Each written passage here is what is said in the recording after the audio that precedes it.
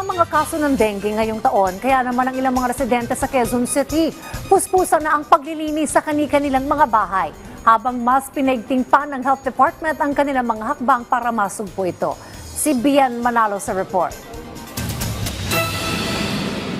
Nababahala si Rose sa mga naitatalang kaso ng tinatamaan ng dengue sa Quezon City.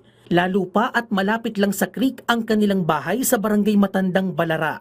Posible aniya itong pamugaran ng mga lamok. Nag-alala rin siya sa kalusugan ng kanyang maliliit na anak. Kaya puspusan ang kanyang paglilinis sa paligid ng bahay. Kailangan po maglinis sa loob ng bahay tsaka sa labas. Yung mga gulong itanggalin, itapon, yung mga timbang nakatiwangwang, ganun, tatanggalin po. Saka yung mga bote-bote, kailangan linisin. Sa datos ng Quezon City Epidemiology and Surveillance Division, umabot na sa mahigit 4,000 ang naiulat na kaso ng dengue sa lungsod. Simula yan Enero hanggang April 10 ng kasalukuyang taon, habang 12 naman ang naitalang nasawi. Bagamat nakikitaan ng posibilidad na bumaba na ang kaso ng dengue sa mga susunod na linggo, hindi pa rin anila dapat magpakampante at sa halip ay gawin pa rin ng mga angkop na pag-iingat. Gaya na lamang ng pagpapanatili ng kalinisan at pagsasagawa ng vector control o pagpuksa sa mga pinamumugaran ng mga lamok na may dalang dengue. Bukas pa rin ang mahigit 60 health center sa QC na handang umagapay sa mga pasyenteng nakararanas ng sintomas ng dengue at magbigay ng libreng dengue test. Yun pong kampanya para paalalahanan ng ating mga kababayan na magsuot ng long sleeves or ng pantalon at saka ng mga insect repellent lotions or sprays para hindi makagat ng lamok. Gumamit na rin ng kulambo.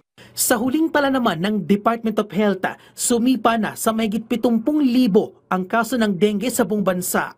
Simula yan Enero hanggang Marso ng kasalukuyang taon. Mas mataas ito ng mahigit 70% sa naitalang kaso sa kaparehong panahon noong nakaraang taon.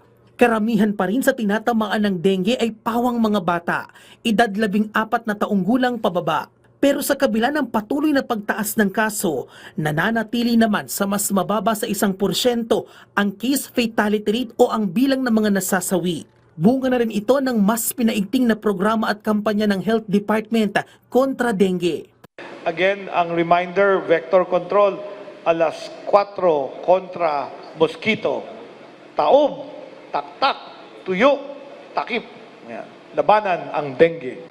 Pinututukan ko talaga itong 4 kontra sa mosquito para malabanan yung vector.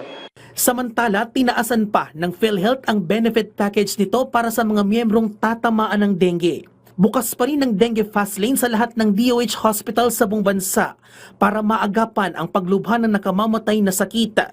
Tiniyak naman ng Department of Health na handa silang umagapay sakaling magdeklara ng dengue outbreak ang mga lokal na pamahalaan.